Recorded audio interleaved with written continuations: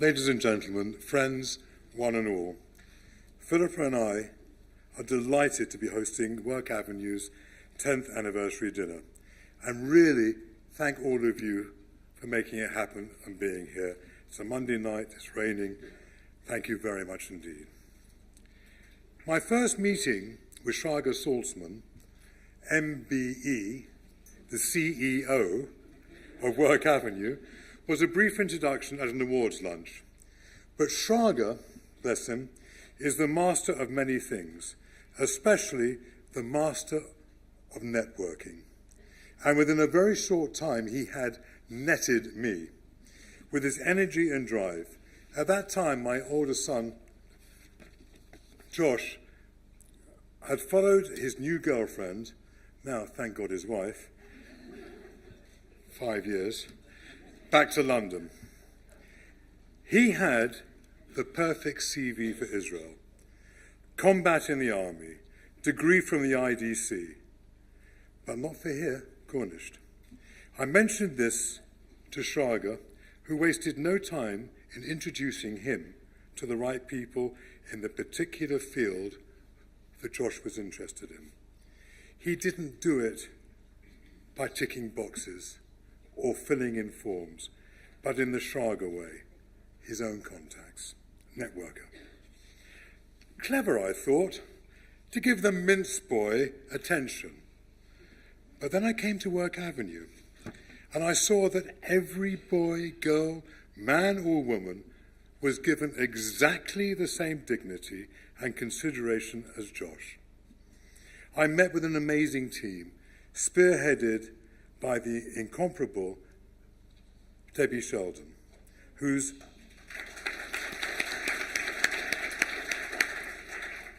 holistic approach to everyone who comes to them for help is an inspiration.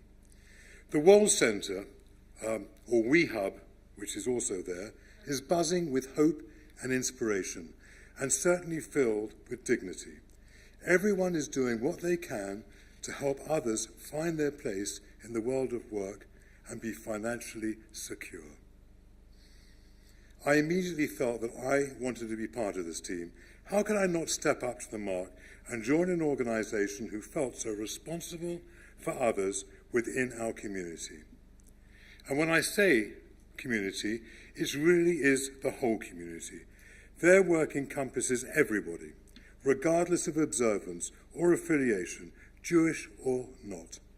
If someone has come to Work Avenue, they are deserving of help, be it to find employment, to start or grow their own business, or for a friendly, supportive ear. For good or bad, society judges us by what we do, and it defines us that way. He's a successful boy in property. He's an accountant. How must it feel to be shut out from this world and not be able to stand with your head held high and contribute to these conversations? Where's the dignity in that? We conducted an experiment and surveyed our clients at WeHub, asking people to tell the camera who they are, and you're going to see that right now, if you may.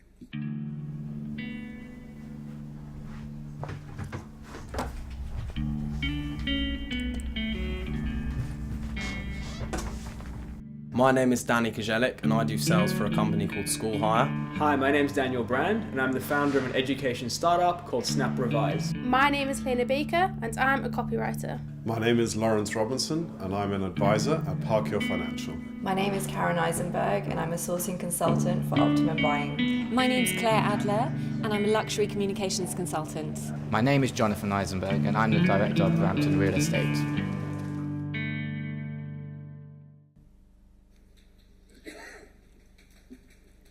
We are certainly defined by what we do. Who wants to be defined as unemployed? On that note, allow me to introduce our Chief Executive, Shraga Saltzman. Life is like a journey. You start at the beginning and you have that destination that you want to reach. But things don't always run as smoothly as you'd hoped. There are diversions along the way, and sometimes you may even hit a roadblock. There's an assumption that when somebody loses their job, it's serious, but perhaps not disastrous. I, at a very young age, learned the consequences of not being able to answer the question, what do you do, not having a job, not having a business, are far-reaching and profound. When I was 11 years old, a young boy, I lived in South Africa with my mum, my dad, and my little sister. My mother had just been diagnosed with a terminal illness. My parents were going from doctor to doctor, from treatment to treatment, but nothing was working. The doctors told my parents that my mother had 6 months to live and that there was nothing that they could do. My dad, wanting to keep our family together, wanting to give us hope, scoured the world looking for a treatment, looking for something that would make my family stay together and enable my mother to live. He found an experimental drug in Los Angeles, and within 6 weeks of returning from that trip, he had sold his business, we had packed up our family, and we found ourselves in a small rental apartment in the middle of Los Angeles. My parents were working day and night, making sure my mother had the medical attention that she needed, starting to help me and my sister integrate into the community. They found us schools, trying to build a new life for us.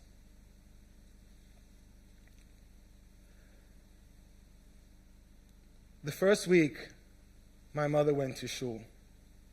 The people were very welcoming. But Los Angeles, arguably one of the most materialistic societies in the world. The second question that they asked her, well, hello, how are you, welcome, what's your name? What does your husband do?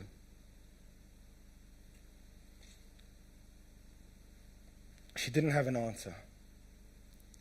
This was a tall, proud woman who at that point felt so undignified and so ashamed.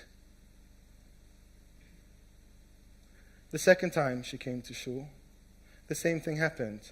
Hello, welcome, welcome to town, what's your name? And that inevitable question of what does your husband do? What he was doing at the time was doing all he could to make sure that my mother stayed alive, to make sure that my family had a future. But that's not the answer that that woman was looking for. The third time, the same thing happened. What does your husband do? My mum turned around to the lady and said to her, my husband's retired. Suddenly, that expression on her face changed to one of acceptance. Oh, retired. You must be somebody.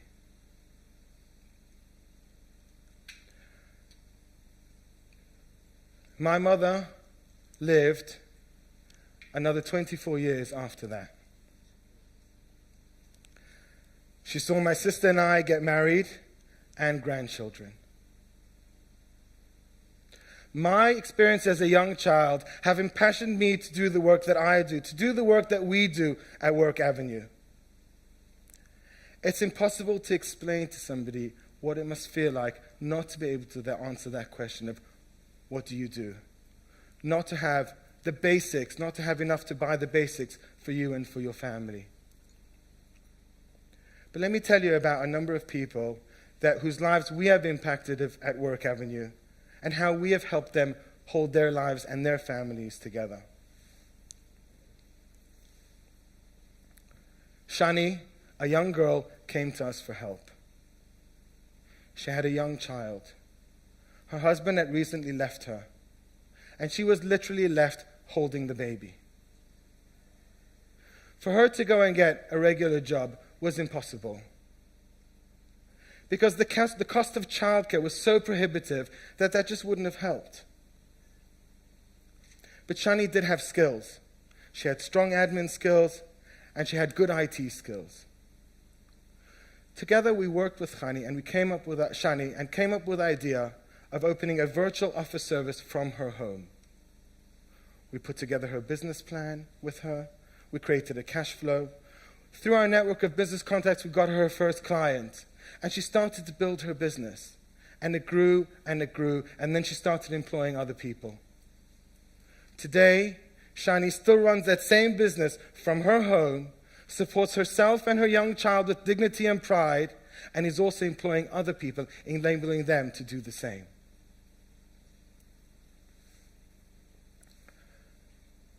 Some people start off life with one hand tied behind their back. Some people with two. David was a young man who came to us asking for help. He had a business. Now, David's native tongue was not English. I suppose in today's world, some would say he was unemployable. We sat with him, we looked at that business, we analyzed that business. And I remember the day sitting together with David when we came to the realization that there actually was no business there. There were no real customers. There was no real market. This business didn't really have much of a future. And I remember that look of hopelessness and despair on David's face. He looked to me and said to me, "Shraga, what should I do?" I said to him, "No." I said to him, "I'm not going to tell you what to do. You need to decide what you want to do." He turned to me and said, "I want to shut the business down. But if I do, will you help me get myself back on track? Will you help me find that job?" And I turned to David and I said to him, "David, not only will I help you, but you'll have our entire team behind you, rooting for you and supporting you to get there." David shut the business down. Through our careers guidance and our training department, we sent David to get basic numeracy and basic literacy skills. Now you have to remember, David was a man in his early 30s, studying numeracy and literacy with people much younger than he was. He finished that course and came back and he said, "Okay, I've done it. Now what?" David has a fantastic personality. His interpersonal skills are second to none. Through our network at the time, we were working with a professional services company that was building a sales team. We approached them and we said, "Look, perhaps this wasn't what you're looking for, but David was from a part of the community in which they had no inroads. We said, why don't you give this guy a chance? Give him a break." They took a while to come back. And then they came back and said, "You know what? Let's give it a shot." Within a year, David was one of the top 3 salesmen in that company. He won trips to Mauritius, to South Africa, and various awards. About a year and a half later, David came back. And he said, "Shraga, I cannot thank you guys enough for what you have done for me. And I am selling, and I am doing well in that company." He said, "But I think I've got more to give. And to be perfectly honest, I have a growing family, and I'm not really making ends meet. I want to start a business." At the same time, Mark had approached us. Mark was also in that same sector, and he too was looking to start a business. Now, where David excelled with the interpersonal skills and the selling skills, Mark excelled and was fantastic at the back office, at compliance, at managing the business. And we thought, well, why don't we just put them together? Which is what we did. We helped them, again, with their business plan, with their cash flows. We helped them with their first couple of clients. They worked and continue to work day and night to build that business. And ladies and gentlemen, I'm delighted and proud to tell you that David is in this room tonight and he's now a donor to this organization.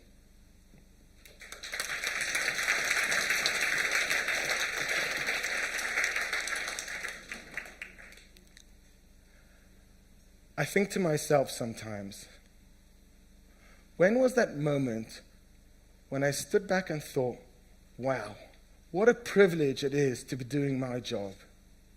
The satisfaction that you get. And I can really take it back to one Friday afternoon. Let me tell you the story. Aaron, a young man in his mid-20s, approached us for help.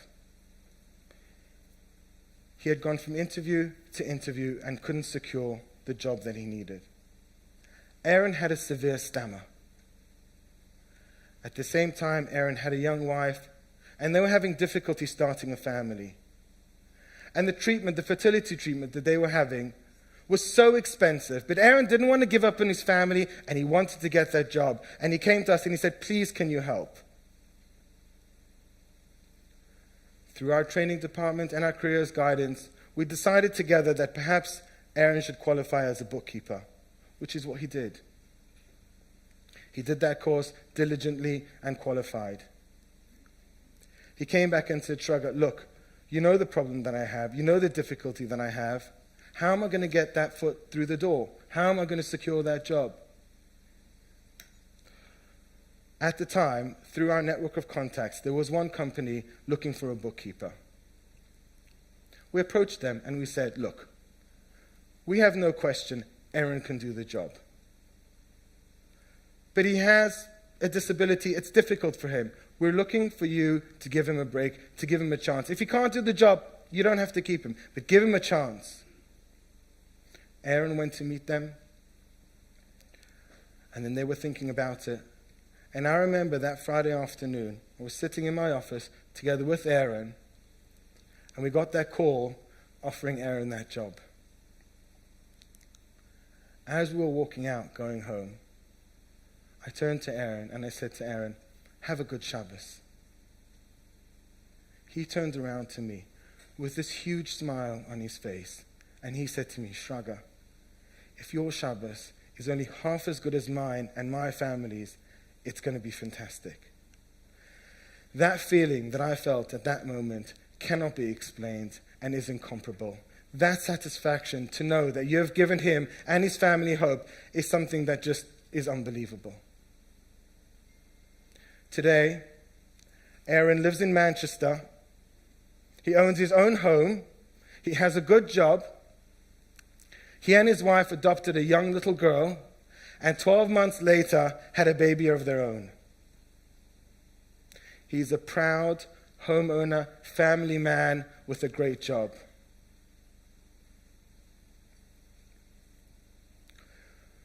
The weight of financial commitment, of family commitment, weighs heavily on people's shoulders.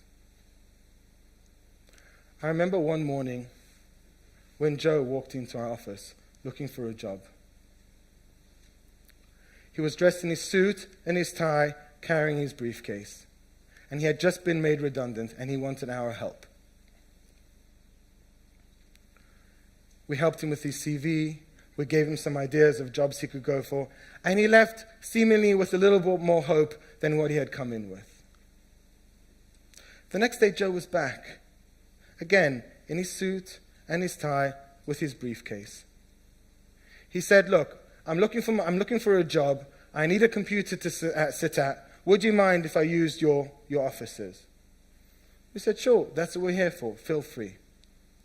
Again, he worked that day and then went home. The next day, Joe was back, again, in his suit and his tie with his briefcase, wanting to use our computers. At lunchtime that morning, Debbie, who heads our business support services, went over to Joe and said, "Joe, look, feel free to dress however you want, but we're quite relaxed over here, and you don't have to come in your suit and tie. Feel free to do as you wish." Joe turned to Debbie and said to her, "Debbie, you don't understand. When I leave my house in the morning, my wife thinks I'm going to work. I'm a child of immigrant parents who sacrificed everything to make sure that I had the education to ensure that I had a successful career, and who are today reliant on me for financial support. I am the cornerstone in our family. I am the glue that holds everything together. If my wife or my parents would have any idea that we are only 6 weeks away from not having enough money to go to the shop to buy basic food, basic needs, never mind pay our mortgage, my entire family would just fall apart. That's why every morning I get up, I get dressed, and I go to work. When Shani, David, Aaron, or Joe walk into our offices, we don't see a person looking for a job. We see them, perhaps their partner or spouse, sometimes their children, maybe even their parents. We see a whole family. By doing what we're doing, by getting them back on track, we are saving their lives. We are keeping their families together. We are enabling them to live. Imagine for a moment, through no fault of your own, and just due to life circumstances, you were to find yourself unable to afford the basic needs of your family, without a job, without a business, without any hope. Wouldn't you want to have a work avenue to go to? Thank you. There's not a lot to say after that. What more can I say? So please let me ask you to partner with us tonight and make a difference to so many people in our community by supporting Work Avenue. I'm going to add in a meaningful way, please. The support that we need to do the work we do, we need to raise £750,000. Dignity doesn't come cheap. With your help, we can change so many people's lives for the better. Work Avenue really is changing the world one life at a time. Can I direct you to the screens once again, please? Thank you, Work Avenue. Thank you, Work Avenue. Thank you, Work Avenue. Thank you, Work Avenue. Thank you, Work Avenue. Thank you, Work Avenue. Thank you, Work Avenue. Thank you, Work Avenue. Thank you, Work Avenue. Thank you, Work Avenue. Thank you, Work Avenue. Thank you, Thank you, Work Avenue. Thank you, Work Avenue. Thank you, Thank you, Work Avenue. Thank you, Work Avenue.